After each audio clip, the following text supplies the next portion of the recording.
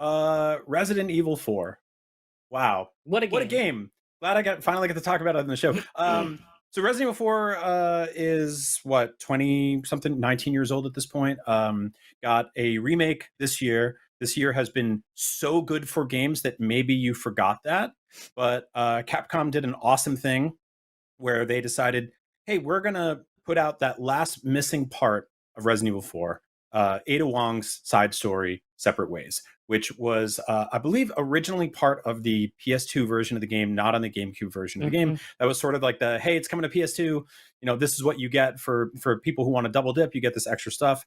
And then when the game got ported to Wii and 360 and Wii and everything else, all of that stuff is in one complete package. But when Resident Evil 4 Remake launched this year, it told Leon Kennedy's entire story through this village to save the president's daughter. A lot of president saving on this episode this week, and everyone was like, "This is a fantastic game. You guys went above and beyond on everything. Where's Mercenaries mode?" And Capcom's like, "Give us a few weeks." And they're like, "Here's Mercenaries mode." And they were like, well, "Where's Separate Ways? Where's the Ada Wong stuff?" And they're like, "Yeah, we're working on it. No comment." And then recently they were just like, "Oh, by the way, it's out in a few days. It's done. And oh, P.S. It's $10." And I think some of us were like, $10, huh? Oh, that's interesting for like a 2 or 3 hour game. But this is them kind of buttoning up all the leftover details on Resident Evil 4, one of the best games of the year. I did an entire video this year about how this is the best video game remake ever made. I stand by that more than ever now. And so Mhm. I picked up assignment or Separate Ways basically the moment it dropped, and which was it was kind of crap because like that I had slept like crap the night before and done therapy that morning. I had a long conversation with my therapist about how I need to work on getting 7 or 8 hours of sleep every single night. She's like, "This is what you can do to circumvent that, and here's some breathing exercises and stuff like that." And I was like, "Wow, thanks, great notes, awesome." Then Separate Ways came out at 9 p.m. that night, and I stayed up until like 2 a.m. playing it. So sorry, I'll talk to you next week. But what Separate Ways does is, if you've played Resident Evil 4 and you're kind of uninitiated on this, or you need a little refresher, Separate Ways tells Ada Wong's story coinciding with what's happening with Leon S. Kennedy through the events of Resident Evil 4.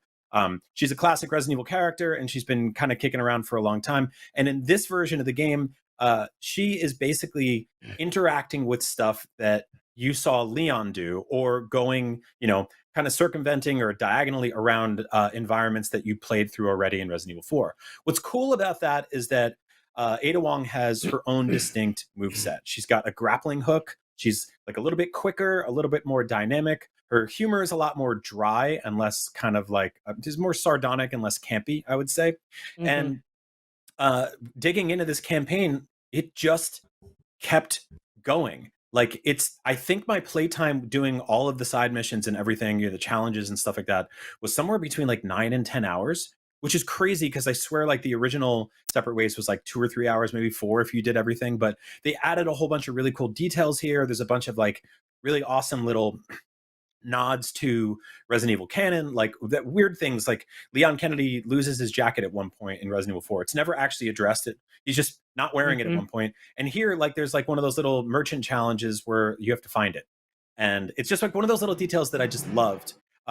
What's also cool here is they added a whole bunch of new encounters. A while back and you can see one of them right here, like the full gondola thing has returned. I did a video on Beyond when Resident Evil 4 Remake first came out of like, obviously gushing with praise over how much I love this game. But, here's a bunch of things that were missing from the remake, one of which was obviously the laser hallway, the U5 boss fight with that weird, kind of like a nasty scorpion man.